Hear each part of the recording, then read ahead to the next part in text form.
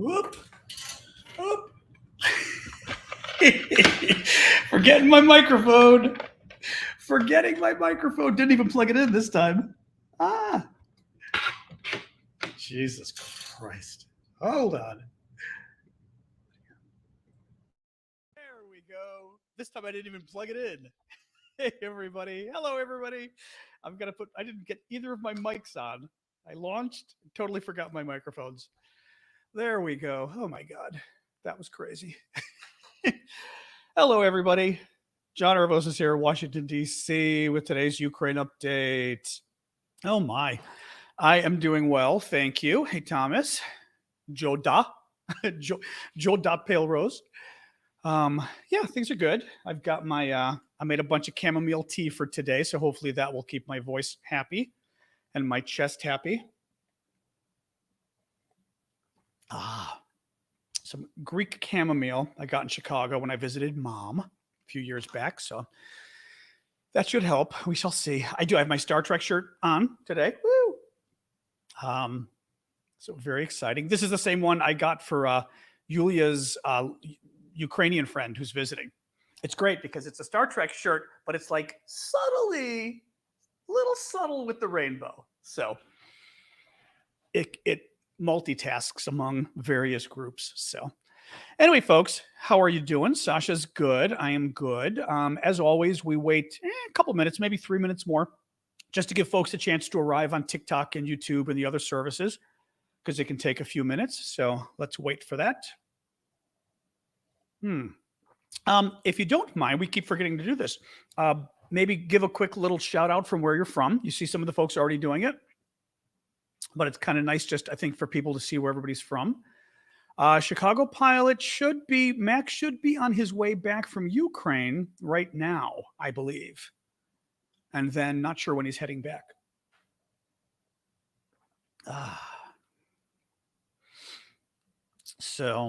But when he goes back, he will give us a nice little tour, he said, which will be nice. So that should be great. What else is going on? Oops, take some of my medicine I forgot. Medicine with chamomile tea, it kind of works. I miss chamomile. Greek, you grew up with chamomile tea, but typically it's a when you're not feeling well kind of tea. But it is nice anyway. But I'm used to having it like as a I feel sick tea. Thank you, Purnell, for that. As I said, we'll go for another minute or two before we start, just to give folks a chance to come in. I'm not really fighting off anything. It's just my throat's been getting raspy. And I am convinced it's my allergies, because they can irritate the back of your throat. And I'm pretty convinced that's what it is. At first, I was a little worried. I know your medicine is kava wine. Yulia's is cognac, I believe. Everyone's got their own liquor remedy. I think it's not a sore throat. It's just, thank you, Mike Webb. Oh, I'm vaxxed. I'm negative too. I even tested. I used one of my kits to test myself last week. Totally negative. But thank you, Baby Shoe, for that, for the fireworks. Just whatever. My voice started getting raspy. Trust me, I was never a big fan of the open sprinklers either, but they are what they are. I didn't pick them. Thanks for the hat there, Amanda. I do not write for any publications right now, and I do not practice law. No, I wrote for The Economist one time long ago. I mean, not one time, but I was a stringer for them. I wrote, 4 or 5 articles for The Economist, which was kind of fun, covering the internet and culture. It was politics, but it was sort of how the internet was affecting culture. This was back in 2000, so when the internet was just getting rolling. And I've never practiced law. No, I don't. I'd never enjoyed the practice of law. So, dude. Oh, we have a Russian. This is great. We have a Russian troll. Dude, we just gave the most corrupt. Nope, your troll already. The mods already got him. Dude, we just gave the most corrupt country in the world billions of dollars. Dude. For anybody who wasn't here the other day, we were talking about this, how the Russians clearly hand out like memos to all of their trolls. The trolls are basically Russians and their allies, the people they pay around the world, to go and just go on social media sites and lie. Exactly. Ukraine is losing. The other day, we got a couple the other day, but this one's back. The dude thing. And I was saying how they use like American vernacular and slang, but it's just, to me, it's always a little forced. Like right there out of the blue, dude, you gave billions to the most corrupt country in the world. And you're like, dude? Well, I mean, like, what are we at 1990s movie here? And the other one, be careful about writing your little jokes, by the way, guys, because people are going to, I'm just saying on TikTok, the mods are going to think you're a troll. So be careful. American infidel, if you're serious, if you're joking, let them know. Because if you're serious, you're going. Any case, it makes me laugh. It just makes me free. Dude. But the other one, I'm sorry, the other one, and then we'll get started. The other one was, they wrote, Ukraine is losing, like Loosing. In English, it's Losing, not loosing, because loosing is, like loosening. It just, anyway. Yeah, dude, where's my tank? Dude, where's my tank? We are going to have to do t-shirts with these things. Dude. Okay, guys. Anyway, I am John Aravosis. Welcome, Washington, D.C. You are here for today's Ukraine update. Every day we, so far, been coming and doing these updates just to thank you, Purnell. Just give folks a handle on what the news of the last 24 hours, sort of synthesized, crystallized for you guys. And then we open it up to a Q&A, question and answer afterwards. The questions on TikTok, you guys can submit them via my profile. The Q&A no longer exists in the lives, not my fault. But you have to go to my profile page and you'll see under, scroll up above my videos and you'll see Q&A in red. Use that to submit questions. On YouTube, etc., use the comment box.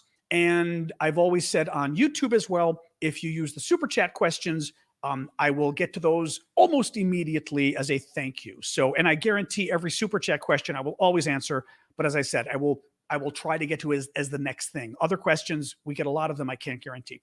And final thing is, on TikTok, thank you very much for the gifts, for the hats, and all the funny things, and the motorcycles. I appreciate those. Keep them coming, and I will always try to do a shout-out for you guys when I see that. All right? Thank you.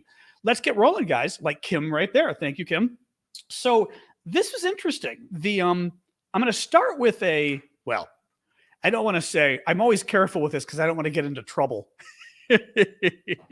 But I'm starting with good news for the Ukrainians, bad news for the Russians. I will put it that way. All right.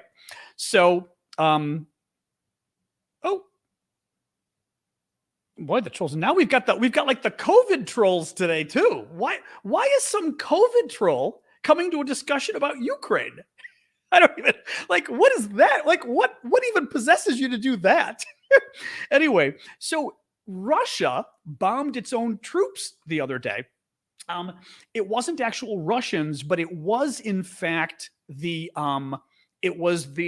Russian collaborators in eastern Ukraine that are working for the Russians basically, and the Russians bombed their own troops. But I was doing a little more research, and it actually gets even more pathetic. So the Russian forces attacked their proxies in Ukraine. The Security Service of Ukraine reported on July 10th, citing intercepted phone calls, and then I'm going to tell you about the intercepted phone call in a minute, that Russian troops had bombed a battalion of their proxies from the Donetsk Oblast, which is in, sort of far eastern Ukraine, fighting on their side. According to the phone conversations by one of the Russian proxies, the battalion was trying to withdraw from the front line near Berdyansk, Zaporizhia Oblast. Now, this is what gets even better. So Dmitry, who I've told you about before, this wonderful guy on TikTok, on Twitter, who translates these phone calls. The Ukrainians intercept these phone calls from Russians among themselves or to their family back home or one soldier to another and post them online. And this Dmitry dude translates them into English and does an amazing job just for free, I think. Well, Dmitry gets his hands on this, and I'm not going to read it to you because it was almost a little confusing reading it, but he summarized it. Russian army smashed the DPR battalion. The DPR is the, independent Donetsk Republic. Ha, ha, ha. They're not an independent republic, but the Russians are trying to claim they are. And so two Russian soldiers are talking about the battalion that got hit. Okay. Thank you, Uncle Crazy. And They were stationed near Berdyansk in Ukraine, occupied Ukraine, and they weren't getting paid. They were supposed to get paid, of course. They weren't getting their pay, and they weren't getting their provisions. They weren't getting their food. Okay. So they talked to their wives back home and told them, like, we are, well, actually, the wives back home were probably the ones who weren't getting the money, right? And the okay, jump in, mods. We do have a lot of Russians today. Wow. So anyway, so the wives back home knew they weren't getting paid, and the guys told their wives, "We have no food." Like, literally, we are stationed here and we have no food. So the wives complained publicly. And as a result of the wives complaining, and this is the part I kind of laughed about, the guys got transferred to the front line. Now, I'm guessing that's not like a good thing when you get transferred to the front line. The front line is where the bombs are coming at, right? Thank you, Louis, for that. So these guys so mind you, they're not getting paid. I mean, they're supposed to be paid. They're not getting their money. They're not getting food. Their wives complain publicly. They get transferred to the front line, but thank you, Smilings. They get transferred to the front line, but they're inactive. So, like, they're not fighting. They're just sitting ducks. Okay. So finally, they decide to withdraw. And as they're withdrawing, the Russians think they're Ukrainians and bomb them. So this was absolutely fabulous. There's an intercepted phone conversation of the Russians, the soldiers talking about this. It's absolutely fabulous. It's pretty freaking, it cracks me up because it's just, could things get any worse for these guys? But I do kind of feel bad. Actually, I don't feel bad. They're collaborators, but it just gave me a chuckle. So in the other news, more tea. In the other news, the New York Times reports today, this was quite interesting. Biden is heading out to the Middle East, and I believe he's going to talk to the Saudis about gas, oil, and all that kind of stuff, of course. But he is also meeting with several other Arab leaders. Thank you for that, Rascal. Meeting several other Arab leaders, and is going to ask them to donate some of their Soviet-era weapons to Ukraine, because a lot of them were their militaries were, they bought weapons from the Soviets back then. And the goal is just that, is to say, hey, could you guys give the weapons? My guess is that if these guys are giving their weapons, the U.S. is going to replace the weapons. I can't imagine. I would almost guarantee you that Biden's going to say, yes, we will replace them with more modern weapons. The advantage of this is that the Ukrainians, because they were part of the Soviet Union, already have Soviet weapons. They've always had Soviet weapons, and they know how to use the Soviet weapons. So there isn't any kind of a learning curve, which is good. In any case, that's what Biden's trying to do. So we'll see if he has any luck with them. Some bad news, or some creepy news from the Russians. We've got a lot of creepy Russian stories today, actually. The Russians are starting to make noise about annexing Kharkiv Oblast, which the town of Kharkiv over here, right? Second largest city in Ukraine, 1.5 million people. And the oblast is the region, the province, the county, depending what you want to call it, but it's the, state, whatever. So the oblast is also called Kharkiv, and the Russians are now making noise about trying to annex the entire region. Now, whether they would end up annexing part of the region, whether they would get a portion of it, it's hard to say. Now, I will say, at this point, they're not getting to the entire region. There's the Aflac. Okay, I saw somebody write Aflac, but I thought I missed it. Thank you, Rascal. Whether they would try to get the whole region is kind of hard, because Kharkiv, the town itself, they don't control. They've been bombing it from the beginning of the war. In fact, the Ukrainians pushed the Russians back, which was interesting. So just like they did around Kyiv, the capital, when they pushed the Russians back, they have also pushed the Russians back from Kharkiv. So the Russians still control part of the province, but they never got close to the city, right?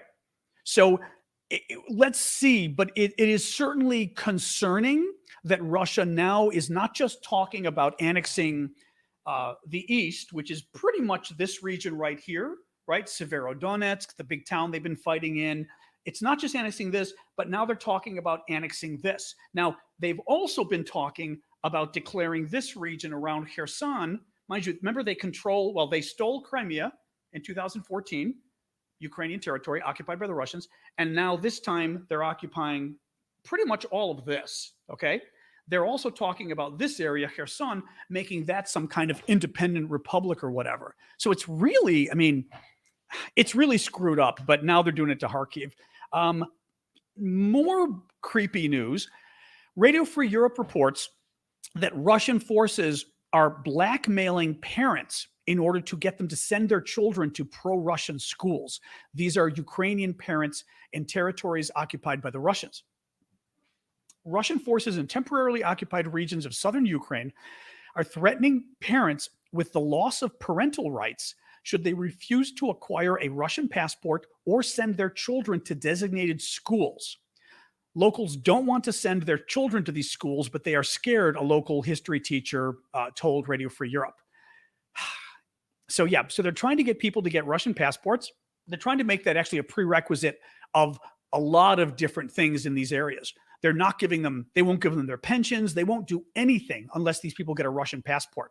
That's the first problem. And the whole point of getting Russian passports is then they say, oh, everyone's Russian now. We're just going to keep this area, right?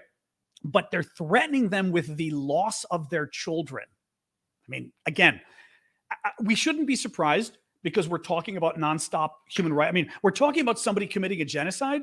Sorry, my tea. So we shouldn't necessarily be surprised when somebody committing a genocide is, threatening to take people's children. Actually, let me rephrase. Let me add to that. We shouldn't be surprised when someone who has already kidnapped 300,000 Ukrainian children and taken them by force to Russia is threatening to take children away from parents, right?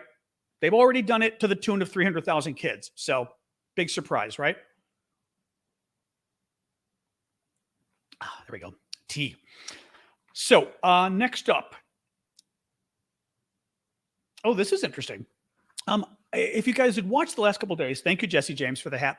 If you guys watched the last couple of days, I've been talking about the Russian military bloggers and how they've been really causing a stir. Now, these are people who are typically former military.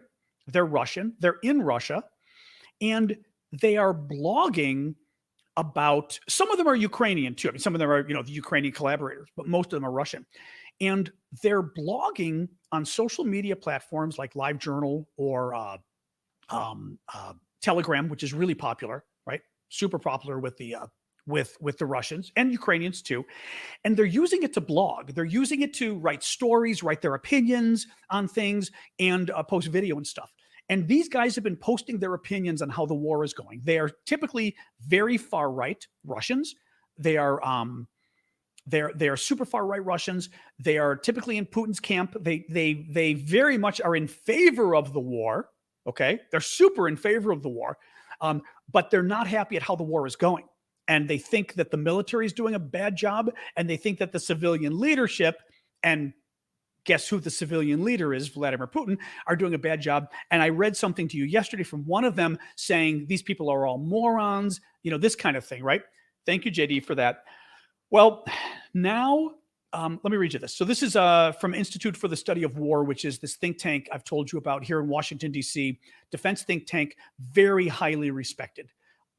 So the Kremlin has likely used a leaked letter from mothers demanding the ban of journalist activity on the front lines to promote self-censorship among pro-Russian military bloggers and war correspondents. Now, I read this letter the other day. I didn't really care about when I read it, so I didn't tell you guys about it. I try to sort of filter the news just to tell you what I think matters that day. But a bunch of mothers got together and wrote a letter to the government, a public letter. It was all over the internet, and claiming that a Russian war correspondent, a Russian journalist, might have been a military blogger, but I think it was a journalist, got a bunch of Russian soldiers killed because this guy wrote something about a group of Russian troops saying where they were, what they were doing, whatever. And I mean, I don't know if it was minutes thereafter, but it was not long after the Ukrainians bombed that location and killed them all. Or didn't kill them all, but killed a bunch of them. So the mothers are livid. The mothers say the journalist leaked the location, which probably did. So what's happening now is it looks like the Kremlin is trying to Putin is trying to use this incident to censor these military bloggers who are critical of the government. The problem, and I'm going to read you a little bit more because this is really interesting from Institute for the Study Award. Both the military bloggers and the war correspondents, so the war correspondents are the regular, typical newspaper correspondents, are explicitly pro-war and patriotic, often ultra-nationalist, with large followings likely concentrated among Russian President Putin's key supporters. Key point. Threatening or suppressing them directly could backfire if Putin's motivation in doing so is to stop them from undermining support for the war. So these guys are super far right, and the people who read these guys are Putin's base. I mean, it's as if you have like Donald Trump and some, when he was president, and his top supporters online writing to his top supporters and just dissing them nonstop, criticizing them nonstop. So Putin's not happy. But anyway, bottom line is what the story was saying is that Putin can't outright censor them because then people will get really pissed, his supporters. So they're now trying to pressure them privately. Like they're getting phone calls telling them, if you could, temper what you're saying, this kind of thing, right? Very interesting. Very interesting. Yeah, that's okay. Gelzu, I'm going to mark that so I answer it later. Okay. Sorry, let me get this in. I'm a case star. I'm just for these guys over there. Remember, I've got TikTok here on my iPad, and I've got the rest of you, YouTube, LinkedIn, Facebook, Twitter, Twitch over here. And I occasionally try to grab people's questions and things or comments and just throw them up there so folks can see them, even if I can't answer them yet. The French economy minister of the economy, is saying that Moscow is, quote, most likely to totally halt gas supplies to Europe. And that basically the French say that they think there's going to be a total cutoff of natural gas to Europe by the Russians come the fall. That is considered a big deal because, at least for oil, it's easier, I guess. Inspired Woman, thank you for that. It's easier for the Europeans to find alternatives, although not all. Remember, the Europeans blocked or banned was it 2/3 of their oil that they got, but not, I believe it's I'm trying to remember what it is. Was it whether it was the oil by the pipelines or the oil by the ships that was exempt, but one of them was. But it was about 1/3 of the oil imports that they've exempted. Natural gas, way bigger problem. It's apparently incredibly difficult to find alternatives. The Europeans are super dependent on natural gas. Germany, for example, I don't have the numbers in front of me, but Germany is super dependent on natural gas. And the Germans especially are concerned that it's going to literally grind their economy to a halt, that factories would have to shut down if the natural gas gets cut off, therefore letting people go. But also, entire factories, businesses shutting down, disaster. Only ships are sanctioned. Okay, thanks forever. But it's about 2/3 of the oil, though, that was sanctioned. Okay, Eric is weighing in and saying 17%. I'm going to go with 17. What I think Eric is saying is 17% of France's energy needs or energy imports are natural gas, or energy needs are from natural gas, 50% for Germany. So bottom line is it's a lot for Germany. And the French are now saying we should just expect the Russians to shut them off. Now, I will say, what's interesting to me is whether the Russians can afford it. Their gas needs. Okay. 17% of French gas comes from the Russians. 50% of German gas comes from the Russians. I say gas, I mean natural gas, not gas, because in America we say gas for petrol, gas and gasoline interchangeably. So anyway, we have to see that as it comes. I guess the final point I was going to make is, Russia has to worry because when Russia cuts off the natural gas, Russia also isn't making money from the natural gas. But they're making so much money from the increased oil prices that I wonder whether Putin isn't saying, you know what, we've got way more money than we planned on coming in. I'm going to use that money as a buffer to cut off the natural gas for a couple months. We can easily cut off the gas for 2 or 3 months. We've got the extra money, right? So we'll surf with that money. And Europe, on the other hand, no natural gas means factories close down.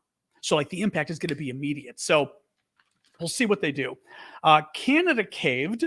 Remember, this story went back and forth. Canada finally caved and is providing the gas turbine, the part that they were fixing, to the Russians for Gazprom, which is the Russian natural gas company that provides the gas to Europe.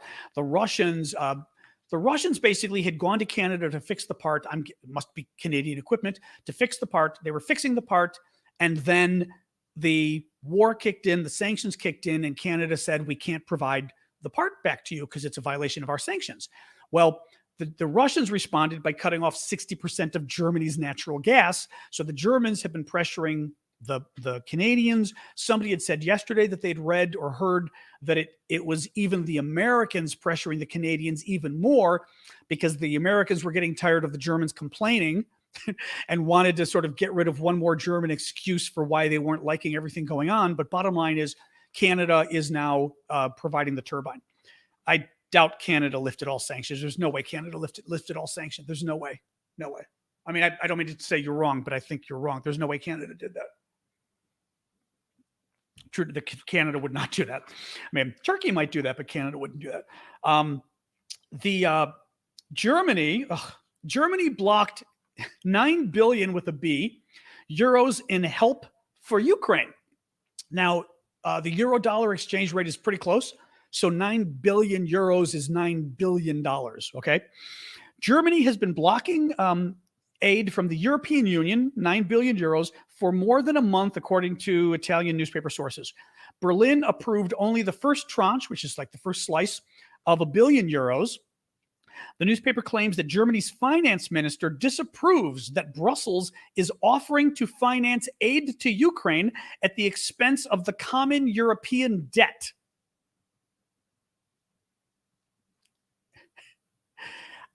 I'm just tired of talking about the Germans at this point. There is something incredibly disingenuous going on with these people. And I don't mean the people, I'm sorry, but your government. And I have said to you guys before, it's possible that some of these stories are wrong, right? It's possible that what this means is that the European Union promised 9 billion euros in help to the Ukrainians, 9 billion euros to help keep their economy afloat, etc. And the Germans have put a hold on 8 of the 9 billion and stopped it outright. Thank you, Inspired Woman, for the hammer. Have stopped it outright. And it looks like, from what I'm understanding from this, it says the expense of the common European debt. I don't quite know if that means the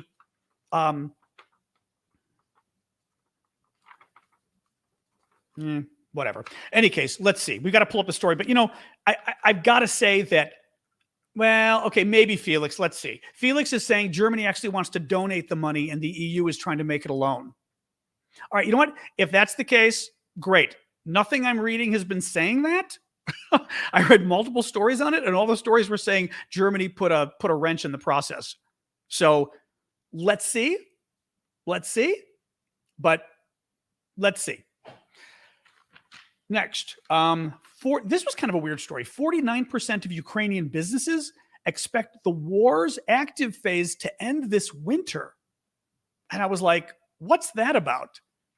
I don't even know what that's about. They think the war's active phase, I guess where they're bombing each other, will be over by the winter. I was like, I'm a little afraid the active phase is going to be going on for 10 years. 35% of respondents believe active hostilities will stretch until the end of 2023 or even continue for years. I'm with those people. I just thought that was weird. I don't know, especially businesses. You'd think businesses would be rather pessimistic at this point, but who knows? And then finally, I've got another Russian. Oh, this was great, actually. Another Russian intercept. Hang on. More hot tea. Another Russian intercept of a conversation between a Russian soldier and a woman, likely his girlfriend or wife. And listen, he's talking about how good the supplies are that the Ukrainians get. I don't have dairy. I'm having tea. Well, okay. I'm American and I'm having tea, which means no dairy, no dairy per se. It is the Russians talking to this woman about how good the supplies are that the Ukrainians get. Okay. And it's really kind of amazing. Listen to this. The woman, I have a feeling like we have nothing. Now this is Dimitri's translation, and Dimitri himself is a foreigner. So she's saying, I feel like we just get nothing, from our government. And he says, me too. I'm just exactly as you said. I have a feeling that we've got F all, meaning we've got nothing. I'm right now walking in. I have these effing Ukrainian socks, his stockings, his socks, and I realize how effing awesome they are. But our socks, the Russian ones, I don't know, can only be used to mop floors. And she goes, as always, he goes, you remember me and you? We were buying, oh, thank you, Macintosh, for the fireworks. Do you remember when you and I went to buy trekking socks? By trekking socks, I assume they mean hiking, I'm going to guess. Thank you for the fireworks, Macintosh. Hiking socks for 400, 600 rubles? And she goes, yes. He goes, they are given such socks. Like they give them those socks that we had to go spend 600 rubles on. Fleece gloves that cost us 1,500 rubles. They're just giving them with spraying that doesn't burn. And I'm not sure what spraying that doesn't burn means, but apparently something on the Russian gloves actually burns them and these guys don't. He goes, I don't know. He goes, I have camouflage. Oh, my camouflage, it's from NATO. It was sewn in America. It has American tags. And he's laughing. Now, what he means here is he got, his camouflage uniform, he stole from the Ukrainians, and what he's saying is that the Ukrainian, oh, maybe it is flame retardant. There you go. Kay was saying that the spray on the gloves is maybe flame retardant, right? But listen to this. He's saying that he got the camouflage from the Ukrainian, and the Ukrainian camouflage isn't even made in Ukraine, the stuff he got. He goes, it's NATO camouflage, made in America with American labels, basically saying how good it is, right? It's like the good American stuff they've got. It's the same can be said. Sorry, I was getting messages on my phone. The same can be said about all the other clothes that they have and the equipment, without even talking about what they're without even talking about the specific supplies they're given from abroad, right? From NATO, etc. But even their own industry, the own Ukrainian industry, like rucksacks. Rucksacks is it's funny. This guy's a foreigner. Rucksacks are backpacks. I remember seeing this in Russian or Ukrainian, and it's like rucksack or something. And the word rucksack in American English, I think we use, but I think it's old. Anyway, backpacks, like their backpacks, their helmets, it's another level, meaning another level of quality. I just don't know why it's so. I can't understand. I just think that stuff's fascinating. I mean, actually, that's the last thing I had on the news. Those intercepts are the most fascinating thing to me. 14. And actually, we had reports of this when the war first started, that the Russians were so blown away because they came in, and I remember one of them said something like, we came into this, it's a German, Ruck. I guess that makes sense, that it's a German based word. But is Rucksack actually the German word, Mario? Just curious. It's funny. I never thought of it as being German, but when you think German, then you go, oh yeah, Rucksack. It sounds like yeah. I don't even know what I was saying. It's okay. All right. Anyway, guys, we can jump into the question. Oh, it is a German word. Oh, that's funny. It is a German word. Yeah, because rucksack exists in American English, but I just think of it as an old word. There you go. You're old and you'll say rucksack. See, that's what I mean. Like, it makes me think of an old American word rather than a modern word, what was the other vid? I don't remember. I forgot. Oh, thank you, Canadians. I forgot what I was saying when the military uses it more. That's interesting. Literally means backpack using the K, UK. Yeah. Oh, that's right. I forgot about that. Tired guy saying, I mentioned the helmets, Germany's main contribution to the war. That's actually very true. That at the beginning, everybody, remember at the beginning, because it was kind of pathetic. Even when we weren't donating what we should to the war, the Germans donated 15,000 helmets or something. And it was just kind of like, helmets? Somebody's saying Afrikaans. Baby Shoe says in Afrikaans, it's rug. I'll say it just in English. Rucksack. That's funny. Rook means back. A sack on your back. Oh, that's cute. I guess that's back. Okay, backpack. It's literally the translation of backpack then. That's funny. Right, a pack on your back. Also sack, because we don't really use the word sack as much in modern English, I would say as well. Because you could say a sack, but a sack? Sakos. That's funny. It's sakos in Greek. Yeah. I mean, you could say a sack, but in English, a sack just for a bag, a sack. I just feel like that's kind of an older word too. It reminds me more of a mom. A sack. I don't know if I'd say he was carrying a sack. It's old fashioned. Yeah. Any case. All right. Let me go and look and see what, if any questions you guys have presented. Yeah. Well, as far as I'm concerned, Fabregas, the Ukrainians have or not the Ukrainians, the genocide already has its news outlets. I'm here for the other guys. Oh, actually, I will start with something because Jelzu had asked a question just out of curiosity. He or she had said, if you get a chance, could you explain where you get your info? Not being confrontational, just haven't heard these stories. Variety. A lot of stuff. Well, I'll tell you, I start with Kyiv Independent, which is a Ukrainian publication, English language, very good. Some of the stuff they write themselves. A lot of what I like about them is a lot of the stuff they get from around the internet, and they link to it. So they'll do a summary, and I always click and check, and you can always click and check. Actually, I'm sorry, but that's funny. Sac in French. You're right. I do that. Yeah, mon sac. I do think of in French, but in English, it's just old. In any case, Kyiv Independent is great. And the best part is you can click through and see where they got the story from. So whether it's like Radio Free Europe, I actually I clicked through to Radio Free Europe's website and I read the story there to make sure it was accurate, and it was. Usually they get it right, but sometimes anybody, if they're transcribing somebody else's story, they can miss something.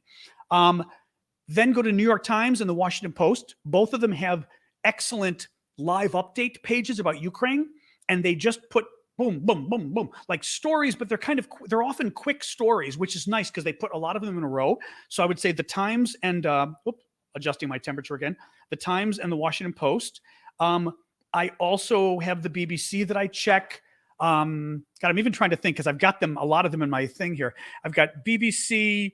Those guys are big. Those guys are the big ones I check. And then typically I will go to my Twitter feed, and actually I made it public so you guys can check. If you know how to use Twitter, go to my lists, and the one list I made public, I made a list of over 100 sources on Ukraine news. Reuters and Sky News, the thing is, those are the kind of things that come up just randomly. I don't check them religiously. The sources I just told you I check religiously. Like I will go before the broadcast, I'll go through all of those. The other good, and BBC's okay, but the BBC website, I find there's not enough news. So when I go for Ukraine news on BBC, there's a couple stories, but then the other stories are older. I have not found a good live, like their live update stuff. I go, but it isn't as up to date, I find. In any case, the final one is Twitter, because I've got over 100 people on Twitter I follow, former U.S. generals, former international, like I follow Carl Bildt, who, a little more conservative than me, former Swedish, I guess he was prime minister too, but foreign minister, a little more conservative than me, but he's been doing a lot of comments on Sweden, Ilves, the former Estonian president, a lot of different folks on Twitter like that, a lot of journalists on Twitter, the Ukrainian journal, like Ilya Ponomarenko, I'm going to pronounce his name wrong. He's a big Ukrainian journalist with the Kyiv Independent. He tweets a lot.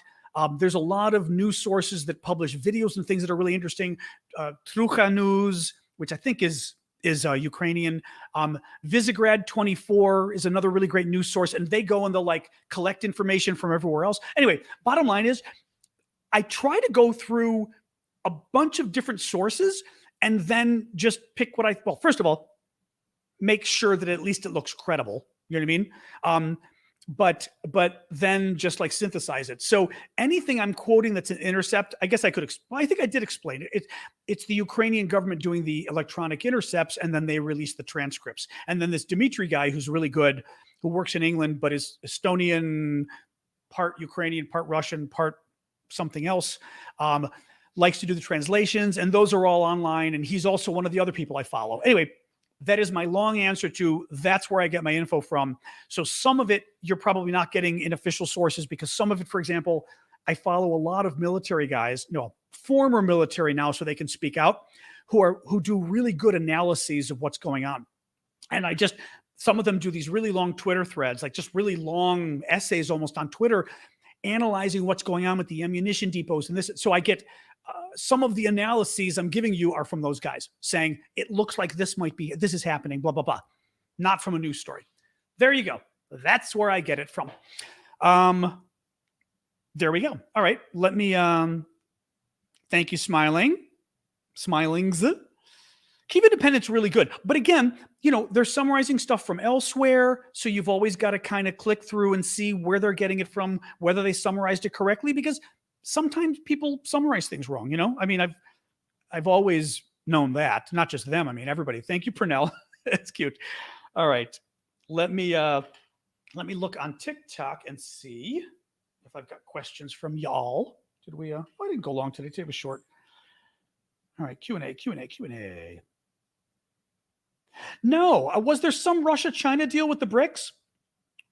With Brazil, Russia, Indonesia, China, and was there some kind of deal I didn't see with Russia and China and them? That I did not see. So I don't know. I had not heard. You are very late, Sky Queen, but honestly, still talking for another half hour, still doing Q&A for another half hour. So welcome. Yeah, keep independent. I like it a lot. Jingle bells. As I said, what's nice about them is they write their own stories, but they also aggregate the news. Matt Nacho says, just admit Russia is winning. Now, first of all, you should say Ukraine is losing, dude. That's how you're supposed to write it. Come on. If Russia were winning, then the 3-day war. Well, mods, I will say this. The just admit Russia was winning thing, I might have given him one more comment to see. I think he was a troll on TikTok. I suspect he was a troll, but that possibly one more comment I would have allowed, even though, to be honest, the guy would have proven himself as a troll. So don't worry about it too much. Okay. Bidenflation guy can go. Now, I'm always trying to sort of update them because I've been doing this stuff for 25 years. No one's been moderating as long as I have. So the Bidenflation guy, he's an obvious troll because he's somebody who is joining a discussion about Ukraine and the war. And he's complaining about Biden and inflation and coining a word, Bidenflation, to blame Biden in a Ukraine forum. That's a troll, right? If we were discussing something publicly, he would be a troll. Once you start making little words and stuff, rather than a news discussion saying, I blame Biden for inflation, that we talk about. I'm happy to talk about that. Anyway, Guardian podcast on Ukraine. Oh, that's interesting. Okay. Elizabeth says they're very good too.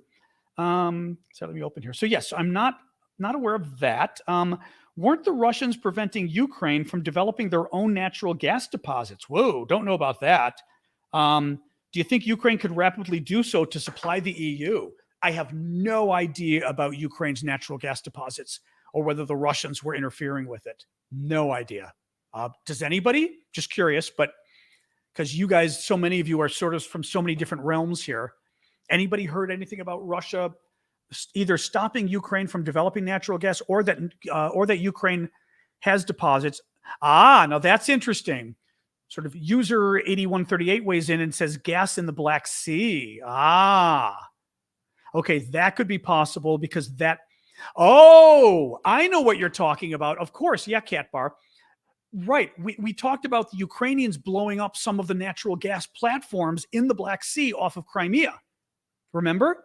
And we were talking about how the company that was doing it is a Ukrainian company that the Russians stole. So the stuff that they're drilling off of Crimea, I mean, I'm guessing more. I don't know. This is Crimea in the south, the peninsula that the Russians stole from Ukraine in 2014. I think we're talking about drilling maybe somewhere around here.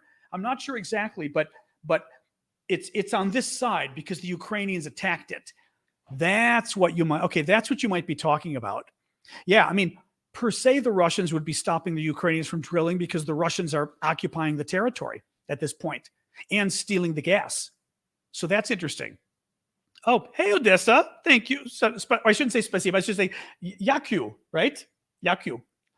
Sorry, somebody's weighing in from Odessa, Ukrainian. Folks, give them some love on TikTok if you would. From Odessa na Provode? I'm not sure what Provode is. Thank you. We love you guys too. Thank you. And the Europeans, let's face it. Oh, Jack Dukyu. I thought it was like Yakyu or something. Dukuyu? Really?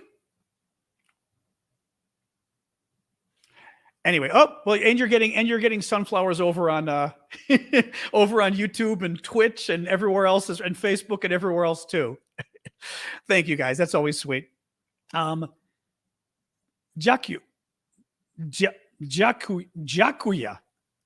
Well, actually, spell it in Ukrainian. There you go. Jaku.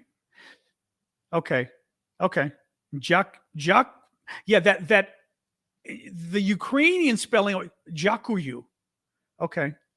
Jakuyu. Oh, that makes sense. You're right. Because that would be like in Russian, right? Because it's ku and then you. Jakuyu. Okay. You say again, anybody who's my age will appreciate this. The Steve Martin joke from the 1970s. The Ukrainians, they've got a word for everything. That was Steve Martin was an American comedian, and he was very big in the 1970s. But at one point he was talking about the French, and he goes, "Those French, they've got a word for everything." And it reminds me of the Ukrainians sometimes, where I'm like, God, there's like a word for everything there. Jakuyu. All right, I can say it, but it's hard to say. Yeah.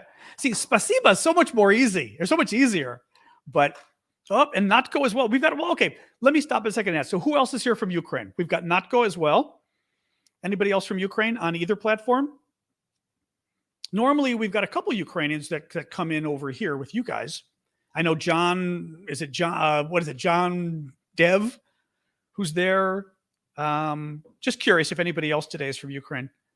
Shale gas? Okay.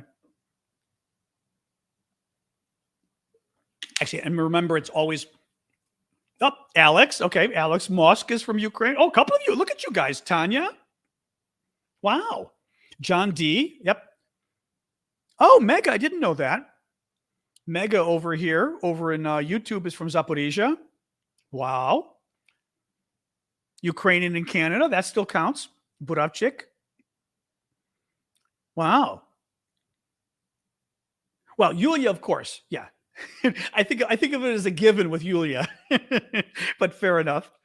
Yeah, just curious, because I'm always surprised we get, it's nice, but we get so many, although this is weekend, it's a little bit earlier, but even late at night, I've been surprised when we get the Ukrainians when I do them later during the week. And it's literally like 2:00 in the morning in Ukraine, and we'll get like two or three Ukrainians, which always blows me away.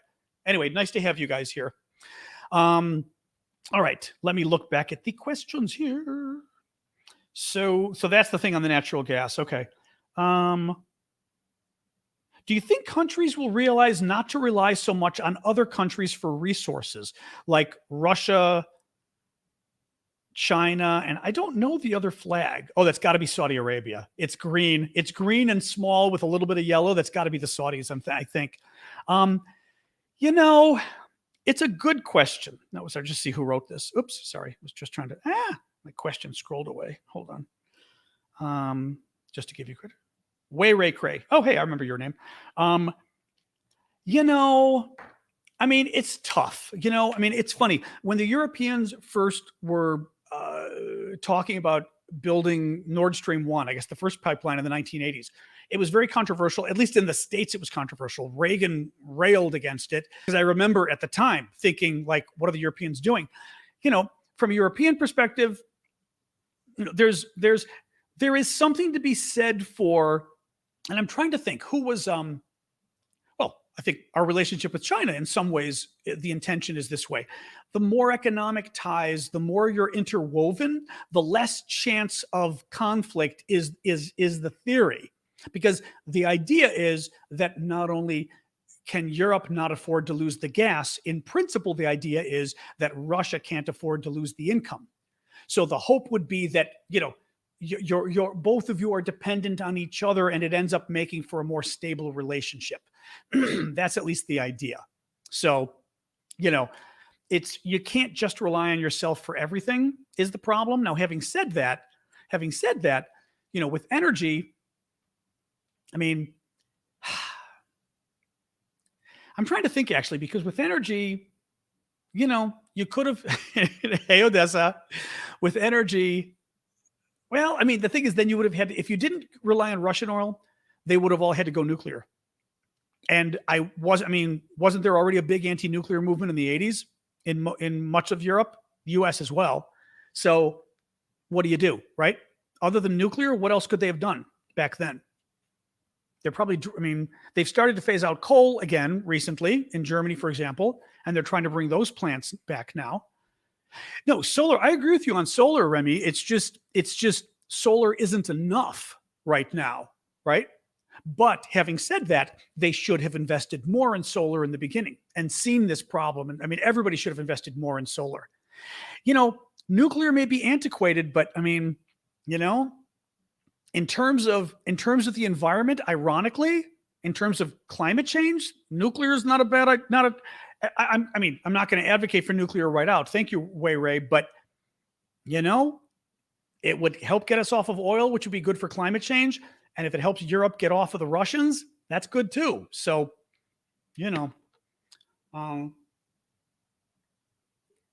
that's the thing. Solar I don't think solar's advanced enough right now, but wind power, all of those are good ideas and they should be doing more, but I'm guessing a lot of those, there isn't enough, Oh, that's interesting. Yeah. Depending on the location, solar's not an option, right? Right. Solar, wind, hydro, and nuclear are the future. Nuclear is the cleanest by far, but most expensive, David Newsham says. That's interesting. There's a movement for nuclear in the US. I'm sure there's a business movement for it, but my suspicion is the movement for nuclear in the US right now would be the crazies. Is not crazies, but is some extreme, either business or something, or a far right Republican or something. But like so many issues, there's never been a good middle ground on nuclear here. Either on the left, you're supposed to hate nuclear, and on the right, I guess you're supposed to love it or something. But without recognizing a situation like this, climate change, ironically, thank you, Stylecat. If they want us to get off of fossil fuels in such a drastic, quick way, and I'm not saying it's a bad idea, I don't know how you do it without nuclear. So, yeah, we'll see. Again, the consensus isn't there yet, but, did solar have a failure in Texas? I know Texas had its own disaster over the winter and stuff, but modern nuclear isn't what it was 40 years ago. There's a clean energy movement towards nuclear energy in the US. Interesting. Okay. You had the Star Trek t-shirt. It's an oldie, but it's still all over the net. And they're still selling them.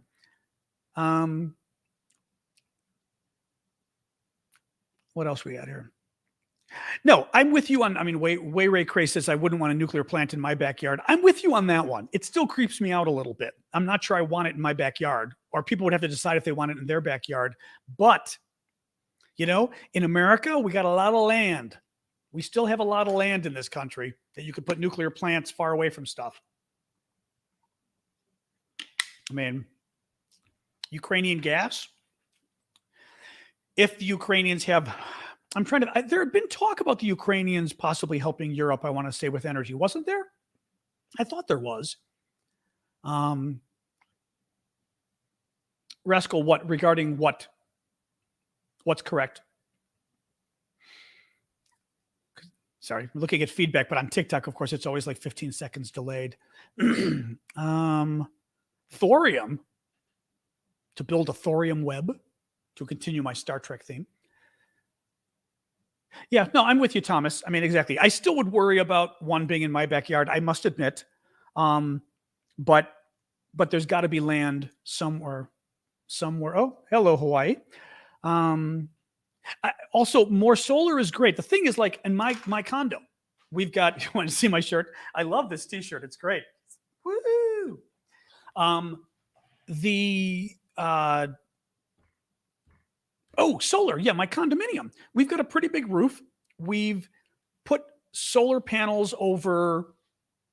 I'm going to go with 2/3 of the roof, maybe, and it saves us $5,000 a year, which is okay. But when you split it among, I don't know, 40 or 50 units, I'm like, okay, that's $100 a unit a year, which means it saves me $8 a month.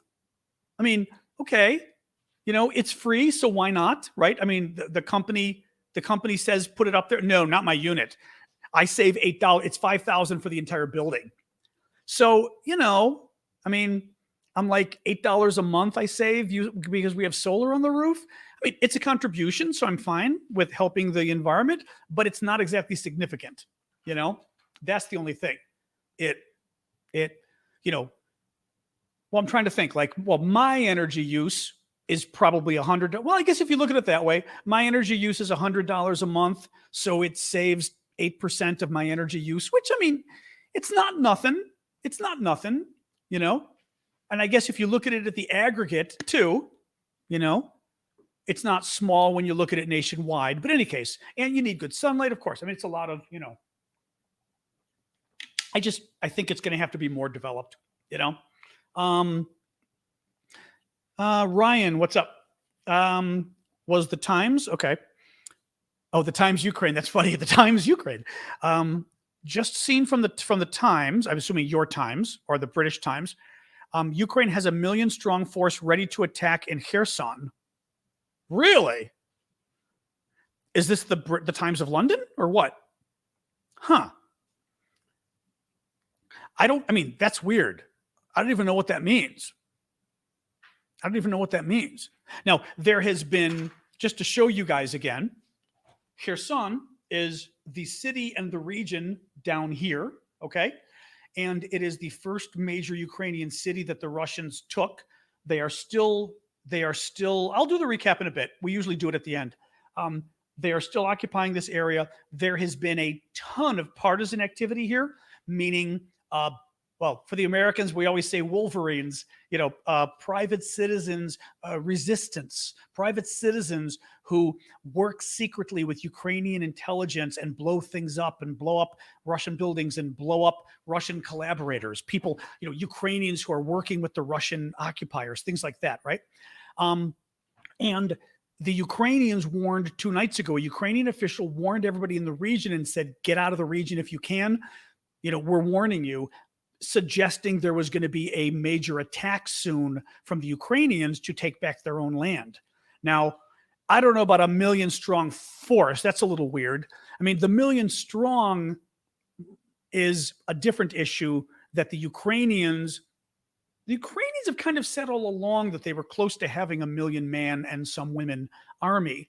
But, I don't know. Yeah, I don't know. I'm going to Google this now. I'm kind of curious. Let me see. So this is the Times talking about Kherson. Let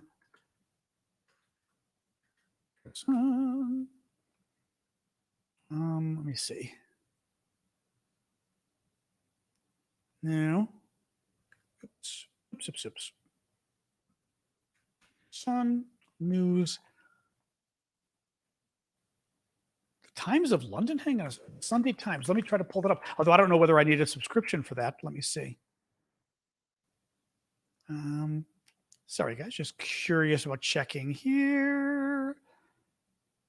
Ukraine. Oh, thank you, Wei Ray. I didn't notice that. Oh, here we go. Okay.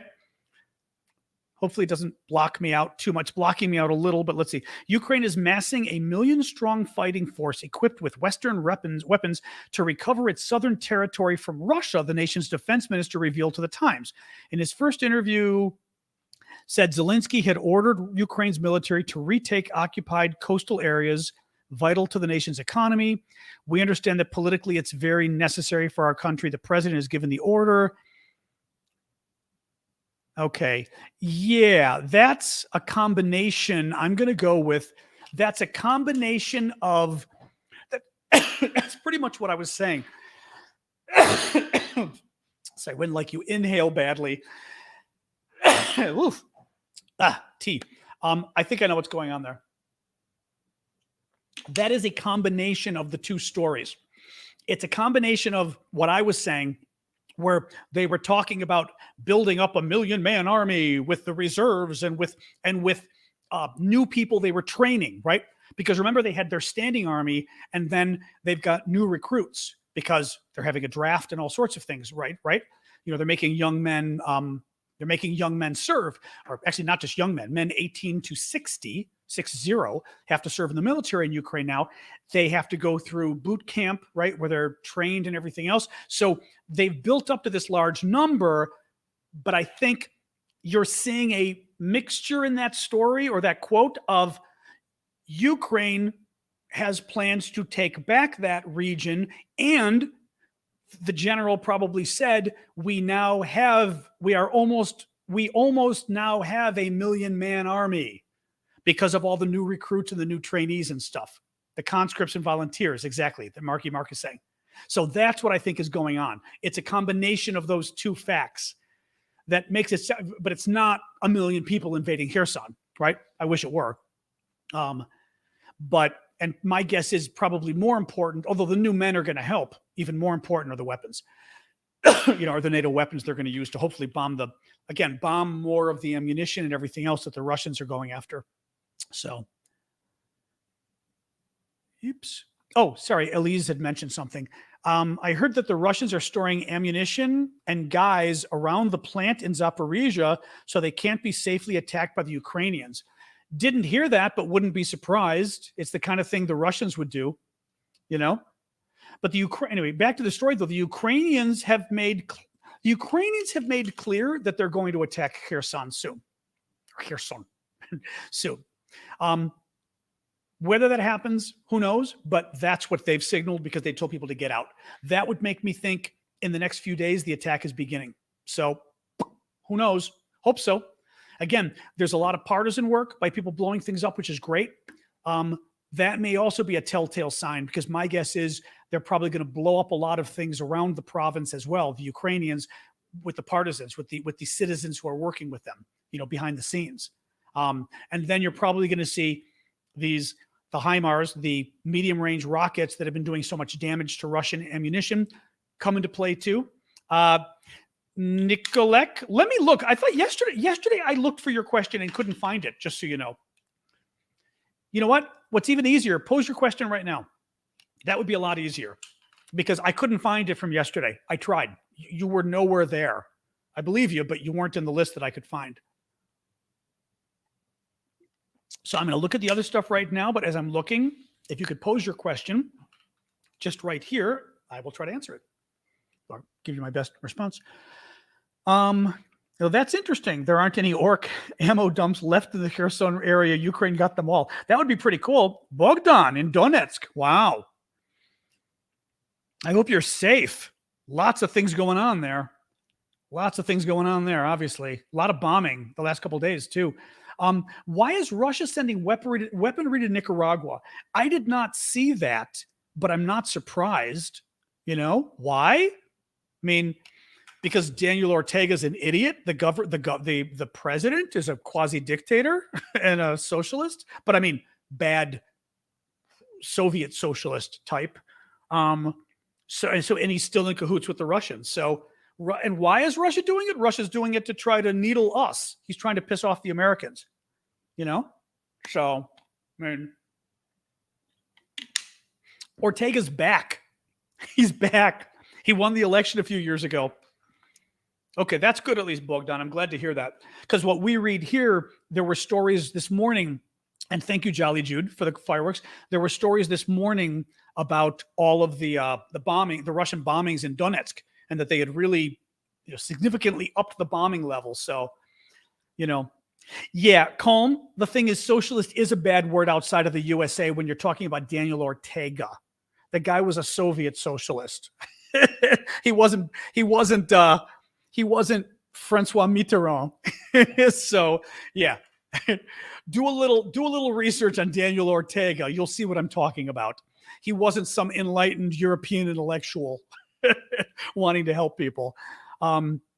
So how big is the partisan movement in Ukraine? Who knows? Lozenges isn't the problem. It's I don't know what it is. Like I said, the tea helps. Thank you, Grandma Holly, for the facepalm. That facepalm always cracks me up. I'm bummed that the Sorting Hat disappeared. They must have gotten rid of it. I guess they've changed things. But the partisan movement, I don't. Nobody knows. Nobody knows. I mean, there is an article talking a little bit about the partisans. David, he's Greek British, and we follow each other on Twitter. David Patriarchos, something like that. I'd have to see his name, but he just wrote a story that included, among other things, talk about the partisans, who are these citizens, fighting behind the scenes. But I doubt anybody knows how big they are. You know what I mean? Who knows? What we know is the impact, and the impact they have been blowing a lot of things, including people up in Kherson. They've been doing some in Zaporizhia, which, just to remind you, so Kherson's over here, Zaporizhia over here. I keep meaning to look, and then after the show I forget. I think the province is down here for Zaporizhia. I think I've got to double check, but there's been a good number of bombings, partisan activity in Zaporizhia, and that's most of what we hear about. That's most of it. Kherson seems to be the real center of it, I would say. Oops.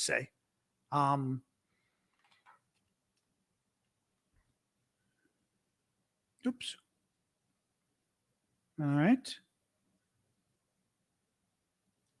right, Felix.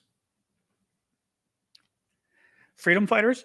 Yeah, I mean, you could go, well, but even freedom fighters is confusing of a phrase, you know what I mean? And it's hard to explain. Well, the only reason I say it is because when I've used words like resistance and things like that, or guerrillas, for example, people didn't understand what I meant. I think people who don't follow politics weren't sure what I meant. So that's why I always try to sort of explain it. And it is funny that we don't have like a good explanation for what it is, because if you know what it is, you know what it is, It's just kind of funny.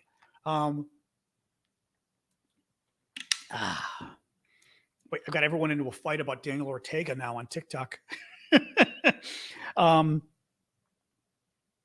Yep, Steve Bannon's going to be testifying to the January 6th committee. At least they're negotiating it right now.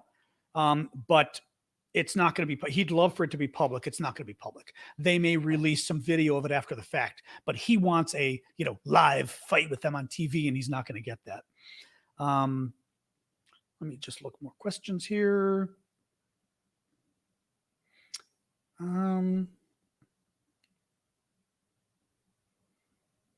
Okay. And then I've got, see, I told you, this is what I hate about this is there are much fewer questions. We used to get 100 questions on the Q&A when it was in the live. It drives me crazy. So the January 6th hearings this week, one is in the morning, which I'm not convinced I'm going to do a live in the morning and then go live that night, because it's just exhausting. And especially the way my voice has been, even though I'm not talking a lot during it, it still is kind of exhausting. Let me see about the first one. The second one is Thursday night. So I'm thinking I may even skip the live with you guys and just come on Thursday night and have that. And, maybe I'll start 15, 20 minutes early and just update you on anything that's going on in the news, but we'll do that. Let me see. I'll decide about, I think it's Tuesday is Tuesday the first one? I think Tuesday is the first one.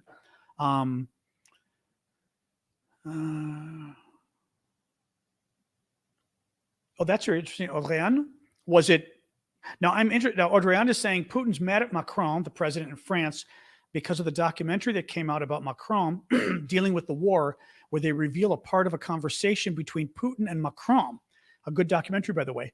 What I'm curious, if Putin was mad, I'm curious what's in it, because typically the impression we'd have in the West, a lot of us, would be that leaking a conversation that Macron had with Putin would make Macron look bad. You know what I mean?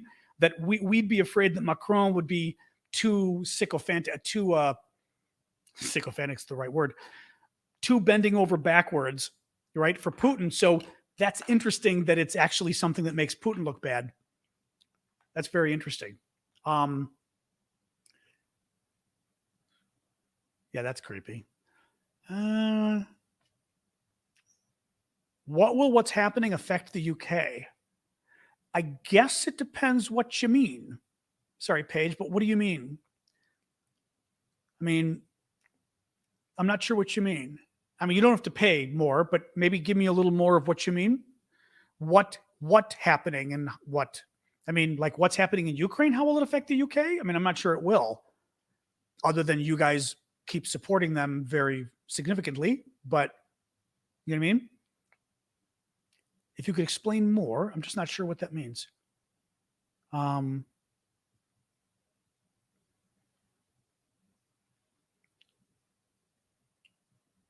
Well, I mean, sure. I guess, yeah. Yeah, it could be the economy. I mean, if you mean, I mean, there's obviously concerns in general about the economy. Um, Energy prices going up. Now, I don't know where the Brits are in terms of, I doubt the Brits get how much energy might the Brits get from the Russians, if any? You know, do they? I mean, that's the first question. The other problem is if the Brits get energy from abroad, energy prices. So if energy prices go up everywhere, they go up everywhere. So the Brits would still be paying a higher price for energy, even if they're getting energy from other people who aren't the Russians. So that's a concern, right? There's concerns. So there's concerns about inflation worldwide. There's concerns about a recession, although I'm not sure whether the recession can yet be blamed on the Russia scenario. I think there's one second here. I was just seeing if Paige weighed in anymore. I don't know that you can blame a recession yet on the Ukraine and the war and stuff. Having said that, if the Russians shut off natural gas to Western Europe, then you're going to see a recession. I mean, you're going to see a recession in Germany because the economy is going to tank, right? Because businesses are going to have to shut down. People are laid off of work. When people are laid off of work, they're not making money. If they're not making money, they're not spending money. They're not spending money. It takes money out of the economy. Economic growth slows down. You know what I mean? All that, it's a ripple effect in the economy. And then if Germany slows down, then Germany starts buying fewer goods from its neighbors that it buys from. So they start making less money. So you could certainly see that, but I'm still not convinced. Maybe I'm wrong here, but I'm not convinced there's a tie to the war with recession. I think there is a tie with gas prices. Although I guess you could say energy prices going up sucks money out of the economy, which maybe depresses the economy in the end because people have less money, right? If you have less money overall, you're spending the money. I don't know. I'm not sure how that works, actually. I'm not sure how that works. UK becoming more self-sufficient. We aren't energy dependent on Russia at all, but we pay nearly £2 a liter for gas. Yeah, which is a lot. That would be £8 a gallon. And I'm guessing, I don't remember where the pound is now, but would that be $10 a gallon or something crazy? Which is insane. That's a lot. That is a lot.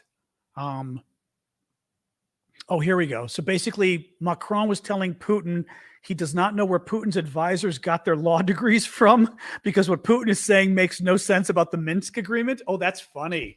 Oh, that is funny. So then it's Putin being belittled and being told he doesn't even have the facts. That is interesting, actually. That is good. That's good. I didn't realize that. That's funny. Hang on here. Now that's true too. Elise is mentioning that the price of gas has gone down significantly in the US in the last month. That is very true. Let me look here. Price of gasoline US.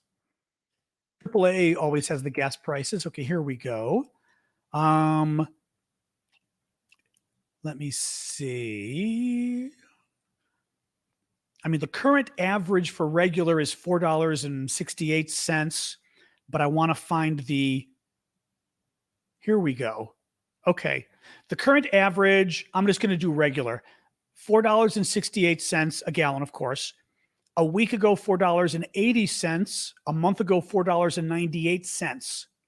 So from a month ago, it's gone down from $4.98 to $4.68. That's 30, and 30 cents on $4.90. You know, it's a drop. It's still not 10%. 10% would be 50 cents. Is it 7% maybe? I mean, it's still something in 1 month. It's better than not. That's the average, of course. That's the average. But yeah, 10.79 a gallon in the UK. My God. Oh, sorry, Paige. Oh, that's awful. I'm sorry to hear that. No, that's okay. I just wasn't sure what specifically you were referring to. That was the only thing. In terms of what events actually, in terms of which events, yeah.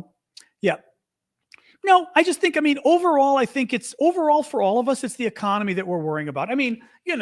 Sure, national security, we should all be worried about because, Russia is being irresponsible in terms of the way they're handling the war. In terms of the threats they're making to other countries, the constant talking about nuclear war and all this kind of stuff, it's just incredibly irresponsible. So on a national security level, all of us, including Britain, have to be careful. There's always a small chance we get into a war with Russia because they're being irresponsible. But I think the bigger issue is just worrying about the economy overall. I will say, wars can be good for the economy too. World War II was, good for the American economy, so to speak, in terms of, we called ourselves the arsenal of democracy, sort of for our role in World War II, right? So, the Brits, the more weapons the Brits give, the more their defense industry is building weapons, so it can pump more money into your economy and more jobs and things that way. But I think the biggest concern is Russian energy. Because, let's face it, if he screws with the Germans and is able to tank the German economy, that could take a lot of Europeans' governments with him. I don't have the statistics in front of me, but I know Germany is one of the top economies. If Germany starts to go south and starts doing less trading with its neighbors, let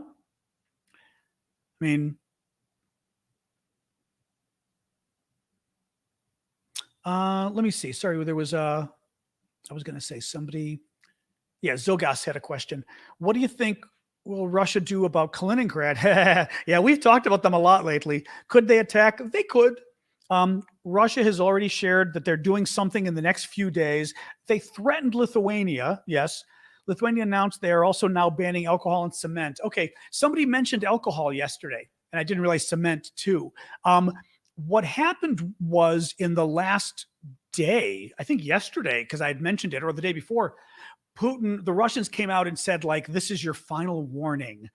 Lithuania, you'd better lift the sanctions in terms of for Russian trains that transit Lithuania to go to Kaliningrad, which is a Russian territory that is actually a little bit over in Europe.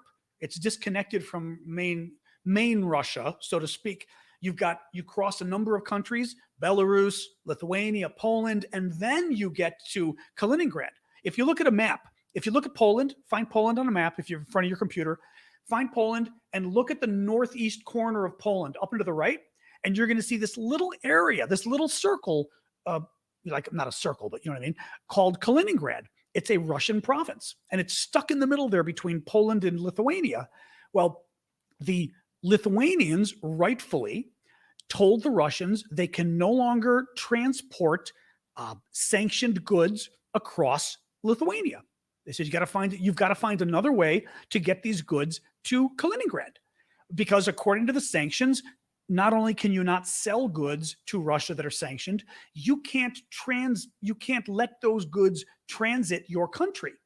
So Lithuania said, you cannot include sanctioned goods on trains that cross our territory. And the Russians freaked out, absolutely freaked out. And now they're threatening, oh, NATO. No, not NATO. One of you pointed out yesterday that note that they didn't threaten NATO, which was a very good observation. They threatened the European Union and Lithuania. That, if they don't let these trains go, or else. Dun, dun, dun.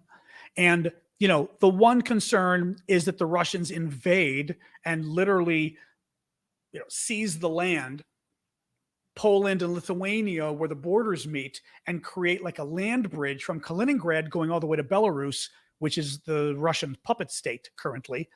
Not the problem, but if they do that, then they've just declared war on NATO. Lithuania is a NATO country. That's the problem. Lithuania and Poland, both. If the Russians do that, it will be war. I will say this. Putin seems to be very good at threading the needle, so to speak. I think he's going to do something just short of invading. I don't know what it's going to be, but it's going to be just short of invading. That whether he does, some massive cyber attack, which, is an act of war, but is it an act of war, right? One of these, he's going to do something gray, something that hurts Lithuania, but is gray, so that it's not quite an act of war, right? But that's what I think he's going to do. I don't know what it's going to be, but that's my suspicion of what he's going to do. So, oh, your audio is a few minutes behind the chat. Oh, I guess if you're scrolling, you can actually, that's one of the features I think I turned on YouTube. So people could pause and then come back to it. Yeah. Oh God, it's 3:20, guys. Okay, let's call it quits. Like I said, I'll hang out let me do a recap and then we'll call it quits, because I don't want to strain my voice any further. All right, quick recap. So, where was this? Oh, right. Okay, so starting with which, Russia bombed some of its own troops in Ukraine, which was kind of a good story if you're Ukrainian. The New York Times reports that President Biden is heading to the Middle East and will be asking a number of Middle Eastern countries to give their Soviet-made weapons to Ukraine. Russia is now talking about annexing Kharkiv Oblast, which is the entire Kharkiv region in northeastern Ukraine. Radio Free Europe reports that Russian forces are blackmailing parents in Russian-occupied territories, specifically in Kherson Oblast. They're blackmailing the parents to send their children to pro-Russian schools, or they will potentially take the children away from the parents. The Institute for the Study of War says that the Kremlin is getting concerned about military bloggers on the Russian side who have been criticizing the Russian war effort, who are pro-war, but criticizing the military brass and Putin execution of the war, and that they're going to try to go privately urge them to censor themselves. The French Minister of the Economy says that it is most likely that Russia will totally halt gas supplies to Europe in the fall or in the winter. Canada has chosen to release the turbine to Germany and then ultimately Russia that it had been holding, that it had fixed. Germany blocked, this story is controversial. Felix says it's different than what was here, but Germany may have blocked 9 billion euros to help Ukraine. Felix says the story actually was better than it sounds. Well, I'll have to, Google it and see what the story is there. 49% of Ukrainian businesses expect the war's active phase to end this winter. I don't buy it, but okay.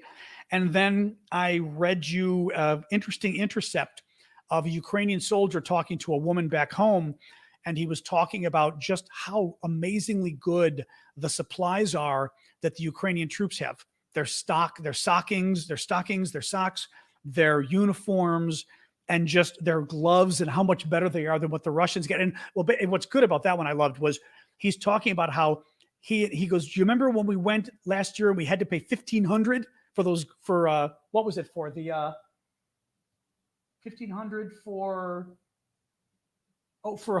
fleece gloves, for really good gloves. He goes, the Ukrainians are giving it to their troops, the same gloves, for free. So really, really amazing. Yeah. Russian soldier, yes, Russian soldier, not a Ukrainian soldier. Sorry, maybe I said Ukrainian soldier, but that the Russian soldier is complaining about how good the equipment and supplies are that the Ukrainian troops have. So, all right, and that's it, guys. I will hang out for another minute or two. Sorry, but we already went late, and I'm trying not to do my voice again. So, all right, Felix, what did you find here? Hang on. All right, what do you got? Happy to put it up. The Deutschland stated on May 24th, the German Minister of Finance is ready to allow the EU to make new debts in order to help Ukraine if they take the money as a loan and not a gift. Okay, but don't you think that's a bit dicky? Yeah, no, that's okay. That's okay. Yeah, so it is a little dicky. You see what I'm saying? It's a little jerky on behalf of the German government in that case. Because it was concerns about the debt. Yeah, don't worry about it. I mean, you read the story wrong. It's okay. And let's face it, I apologize because there is always a lot of bad German news, but you know, your government's been kind of jerky on this stuff too often, you know? But yeah, so in this case, the German government thinks that the European Union is taking on too much debt and wants to do it as a loan. All right. Thank you for the hat. Putin sucks. I love that name. Putin sucks. Every time I thank him, it cracks me up. Anyway, no, that's okay. Yeah, it's all good. If the story had said that, then you would have been right. you would have been justified in being pissed off. So don't worry about it.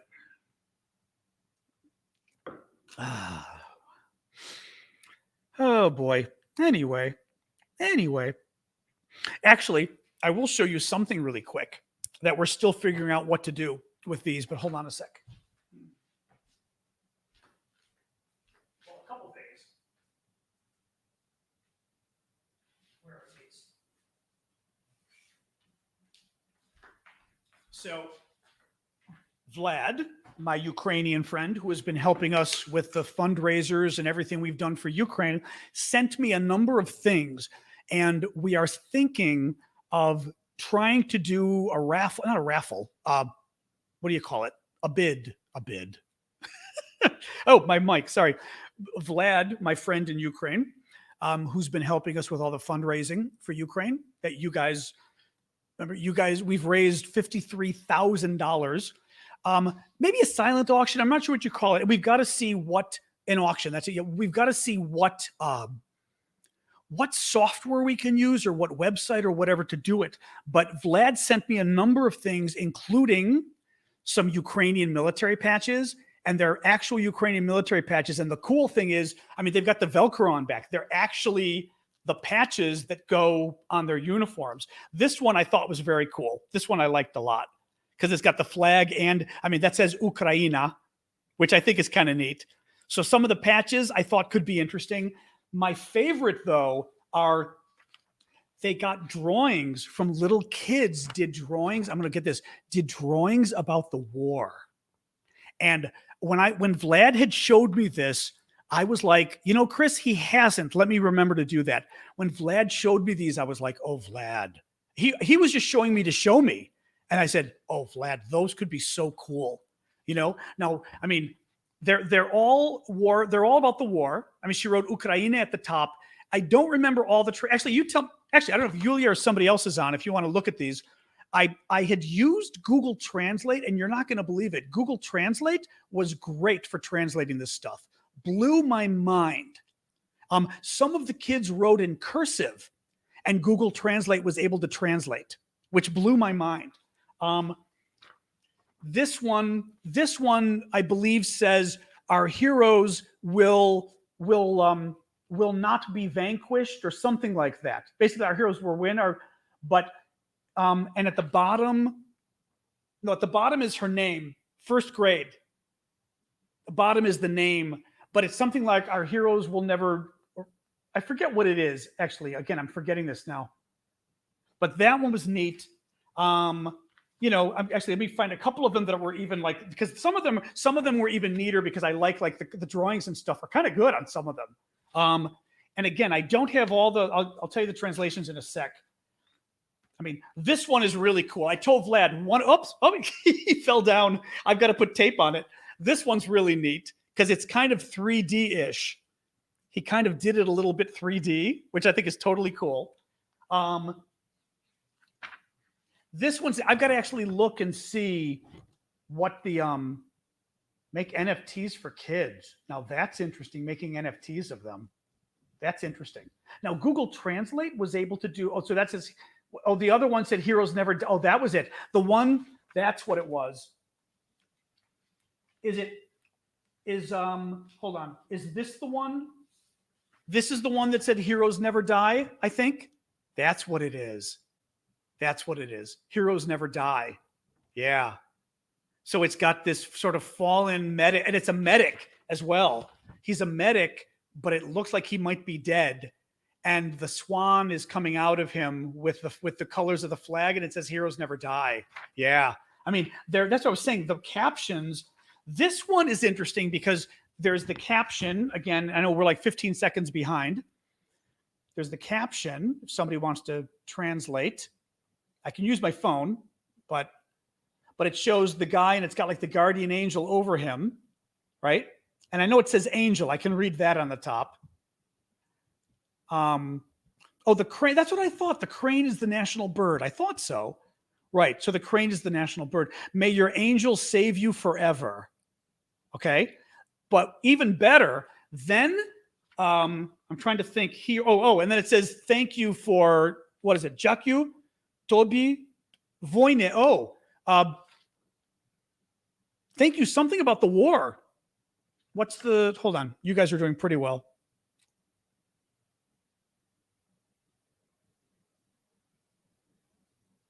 And then this part, sorry.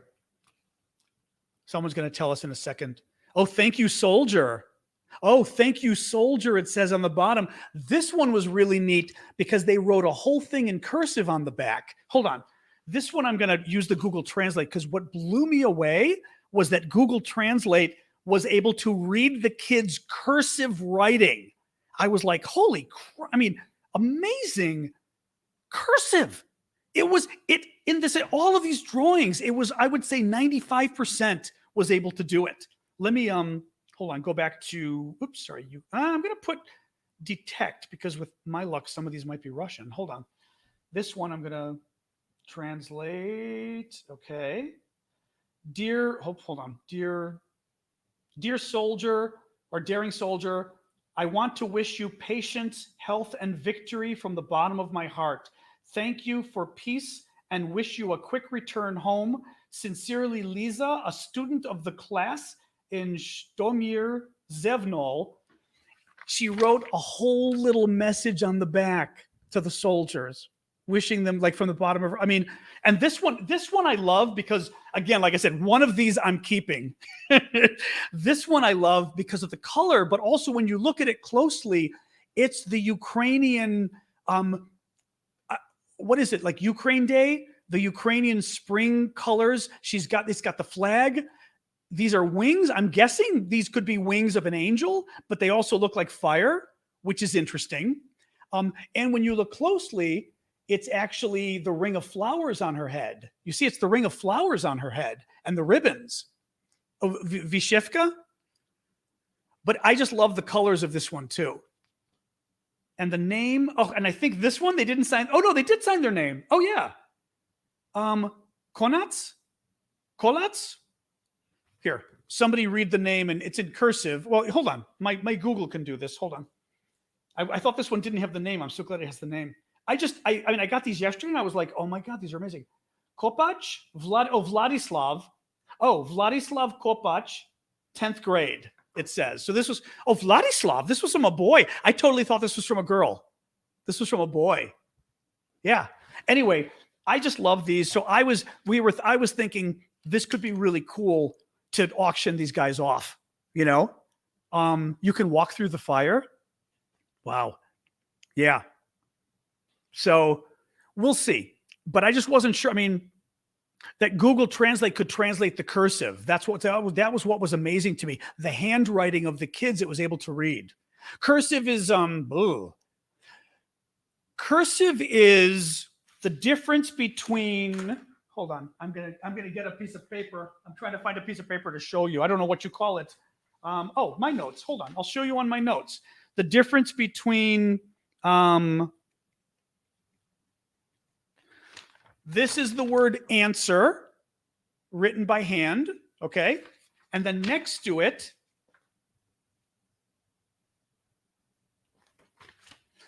is the word answer written in cursive. My handwriting's bad, but it's when you write more formally and the letters flow into each other in another language.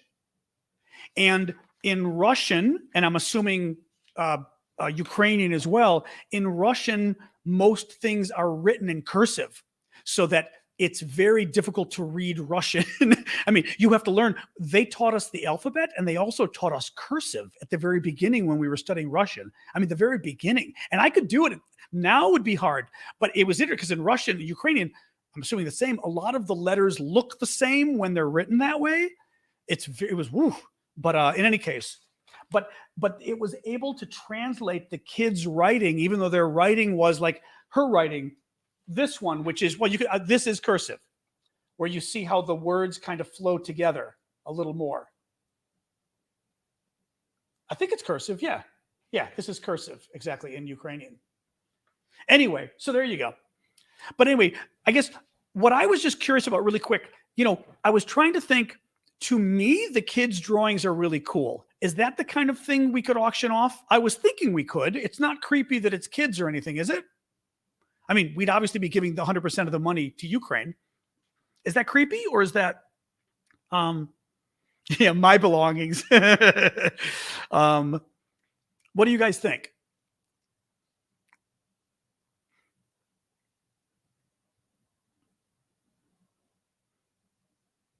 Okay, cool, not creepy. Okay, good.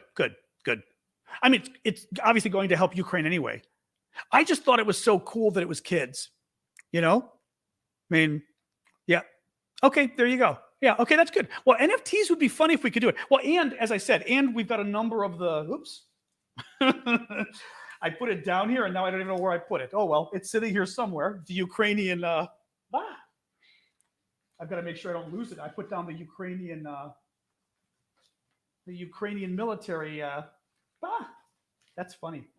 Well, I put it somewhere here. I'm going to find it later. Better not lose that. Oh, here it is. And like I said, like these things, there's a number of things like this that I just think are very cool too. So I was thinking these also could be neat, because also part of it, it's a fundraiser anyway. And I'll double check with Vlad to make sure that these are legitimate, Ukrainian military emblems. I'm going to make that so that we're not just getting some knockoff or something. I'll make sure of that, or make sure Vlad confirms it. Okay, good. Because I think they're cool. I know. I want the one with the fire too, though. I did actually. I wrote Vlad this morning, and I told him. I said we need to get more of those. I mean, framing it could be harder though, because it's mailing it and everything else. I mean, honestly, I think because it being for the cause, people would be okay getting it unframed, and easier to mail, because I could mail it in a tube or something, Well, NFTs would be very interesting. Oh, I don't think, well, we can see. I don't think there's any legality involved. I don't think so. I can't imagine. Well, Vlad knows exactly where we got these from. That's what I'm going to ask Vlad. Vlad will literally say where he got them from.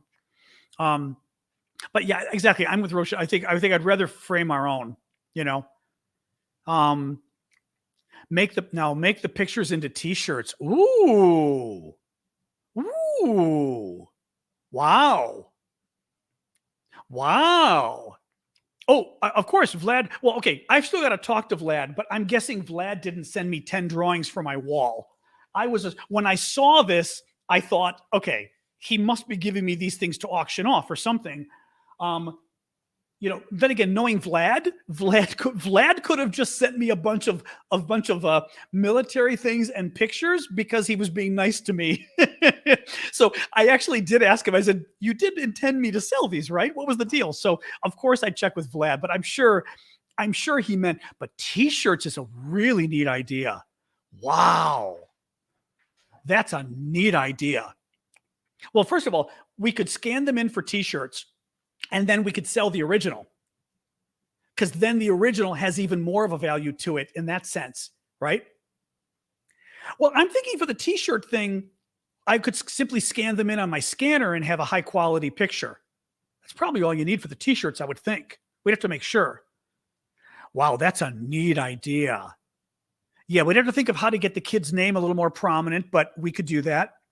We could do that, you know? Yeah.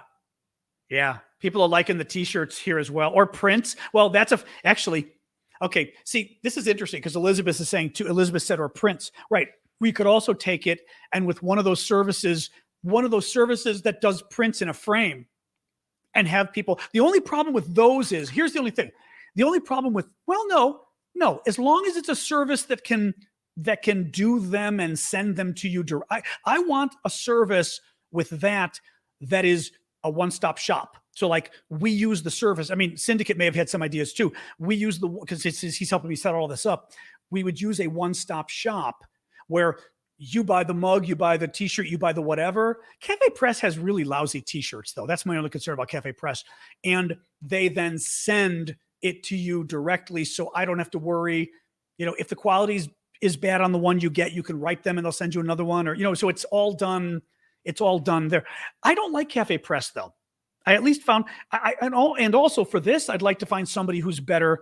Cafe Press has very high prices, which I did not like. Their starting prices are horrific. And honestly, their t-shirts kind of suck. I've never been happy with Cafe Press's t-shirts. It would be interesting to help the kids' families. I'm not sure how to do that. I think that starts to get complicated. I think it starts to get complicated.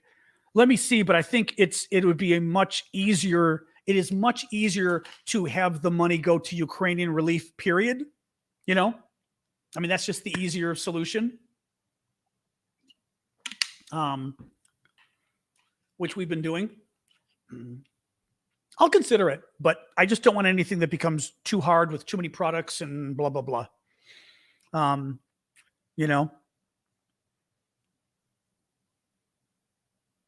Yes, t-shirts get more expensive though when you do a front and a back. I'm with you, but front and a back gets much more. Yep, it is more expensive for the t-shirts and things when you have a front and a back. Now you are right though. You could scan something like this. You could just do this image scanned and have that image be like on a t-shirt or something. I mean, like I would get this on a black or a white t-shirt for sure, or blue maybe. Well, depending on the color blue, we'd have to see what color the t-shirt was, but a black or white t-shirt, just having this on the side, I would love, or in the middle of my back, or I guess it could go in the middle of your chest too, potentially. Yeah, no, that's really neat. I'm going to, Redbubble. I'm not sure what that is. Aristide. What is that? I'm calling you by your Greek name. I don't know if you're Greek. That's how we say it in Greek. My grandfather was Aristide. Redbubble. Yeah, I'd like to find a good service. Because that's my only concern is, as I said, like, my guess is they probably do better on t-shirts. We certainly would want to find a service that prints. Oh, and the crazy spammers are back. We would want to find a service that is very good for doing the mugs and stuff, of course. But I suspect that's probably easier than any prints have to be good. They've got to be done well. T-shirts, I always think the t-shirt quality sucks. I mean, this t-shirt, I'm actually surprised that it actually fits well, right? And it feels okay. The other one, whoever's selling those Ukraine flag t-shirts that I use as the map, they're the best t-shirts. They fit well, which I'm shocked because usually, for me at least, it's always like the neck is down to here. They're always made in Vietnam and they're never right,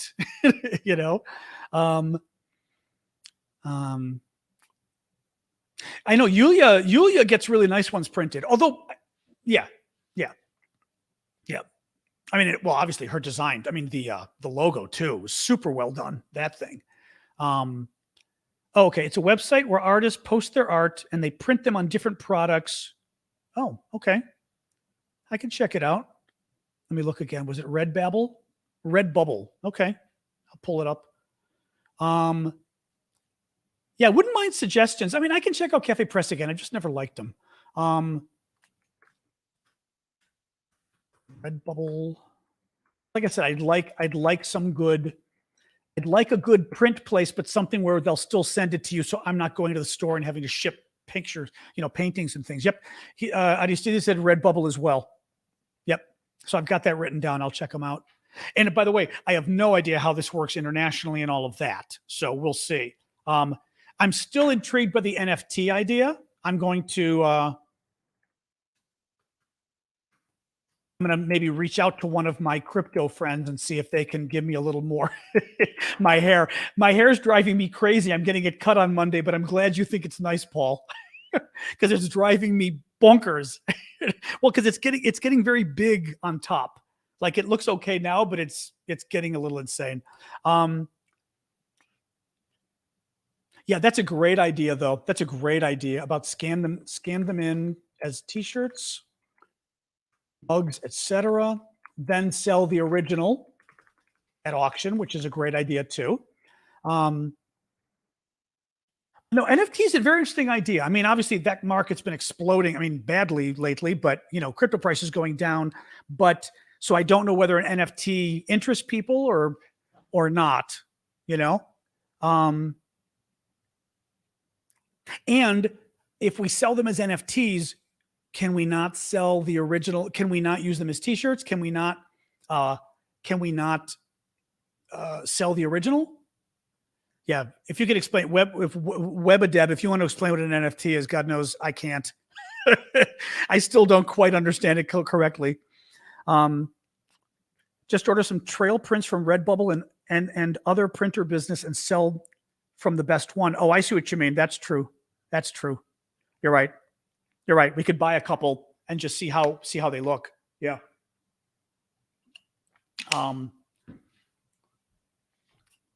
No, it's very, like I said, it's very cool stuff.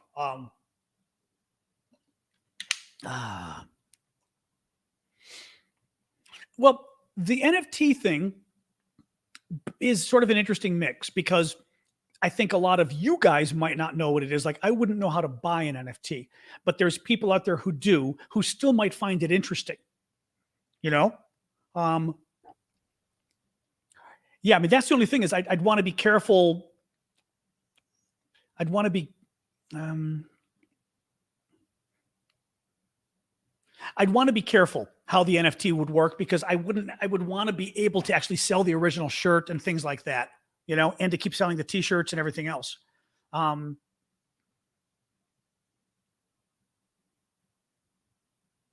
you know, well, I guess you're right because the NFT of a work of art, you don't get the work of art, you get the NFT. Yeah, yeah. Um, well, no, but the thing is, what I'd want to do is if we could sell the NFT, but also sell the original work of art separately, then Sweet Pea, you might be interested in the in the work of art, and some more techie person is interested in the NFT, perhaps. And you might even get a big donation because who knows? One of the big tech guys or gals that has a lot of money sees it and says, "I'd love that. I'll give $10,000 to Ukraine or something," right? So all of a sudden, see, NFT would prevent the use of that image. But what do you mean when you use the word that? That's not helpful. Meaning, it would not prevent the sale of the original, would it? Or the use of the original to make another image that is then printed on the T-shirt. I think what you're saying, right? Because what an NFT does, an NFT is the ownership of that digital image. So we would be saying this is the only official digital image of this product. Right, that particular image, exactly. That digital image is the official digital image of the product. I believe is what we're saying. This is what confuses me about it. Yeah. But you own the thing. Okay. Yeah. Yeah. Exactly. Yeah. Well,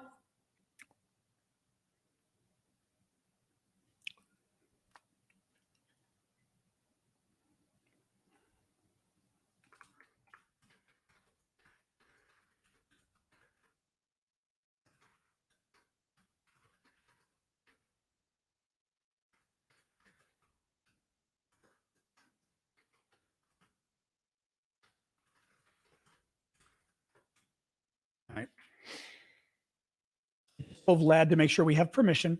So, all right.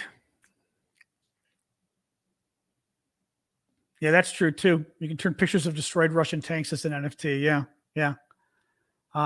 This is how you sucker me to staying longer because because you know I enjoy this kind of stuff. Anyway, very cool. I'm gonna have to like affix that one kid's drawing because it folded back.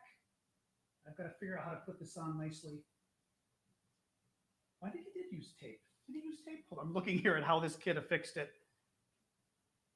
No, I think he used glue. Oh, this looks like Elmer's glue. Yeah, I may have to buy some Elmer's glue to be true to the kid. I'm going to put that on my, already done. Already done. Good question you asked, whoever on TikTok, about, hold on. Telling Vlad that you guys love these things. Vlad, you're funny. Of course, Vlad's good. I will say this. My friend Vlad, who's organizing this, he goes, "Oh, that's already done. We have permission for everything." I was like, "Of course you do." Right. They made sure when they got the pictures that they had permission to use them and sell them and everything else. So yeah, that's good. That's good.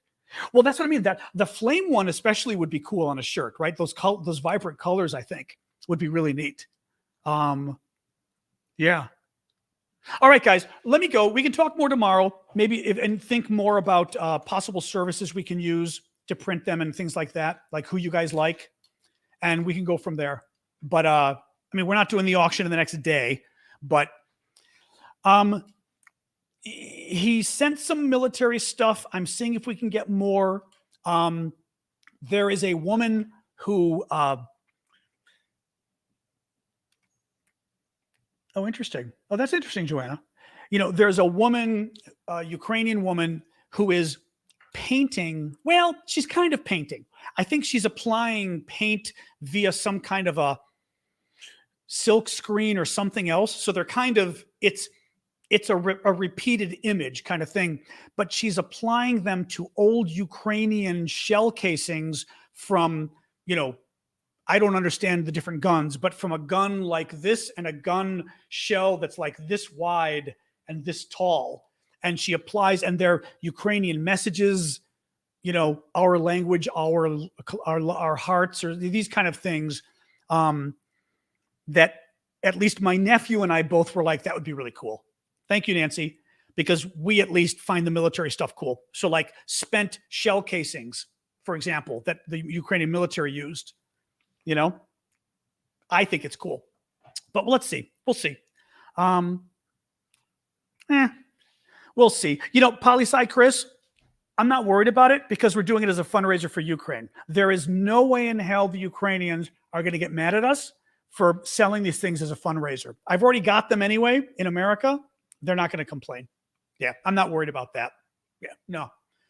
Not, if anything, the Ukrainians are going to be like, we love this, so don't worry about that. Nope, I'm not worried about it at all. All right, guys, I'm going to go. Thank you, Adam. I know we did end on kind of an interesting note here, didn't we? That went long, but I'm glad. All right, guys, let me go. See you guys today's Sunday, so Monday at 6 p.m. Eastern. All right, 6 p.m. Eastern.